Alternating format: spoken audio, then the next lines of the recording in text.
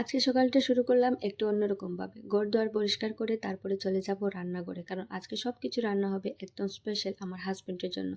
কারণ হাসব্যান্ড অনেকদিন পর ঘরে এসেছেন, তো ভাবলাম ওনার জন্য কিছু স্পেশাল রান্না করব।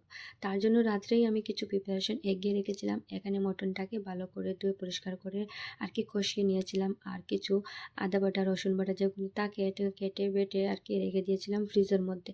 তো সকালে ঘুম থেকে উঠতেই, এমন তো ঠান্ডার সিজন, তো ঘুম থেকে উঠতে অনেকটা লেট হয়ে যায়। তারপরে রান্নাবান্না করতে অনেকটা সময় চলে যায়। তো রাত্রে এই কাজগুলো করে রাখতে পারলে আমার কাছে দিনটা অনেক বেশি সহজ মনে হয়। তার জন্য ঘুম থেকে উঠেই আমি তাড়াতাড়ি বিরিয়ানিটা রান্না করে নিয়েছিলাম। আর একদিকে আমার হাসব্যান্ডকে বললাম পাঁপড়টাকে ফ্রাই করে দিতে। তো একদিকে আমার হাসব্যান্ড আমাকে পাঁপড়টাকে ফ্রাই করে দিলেন।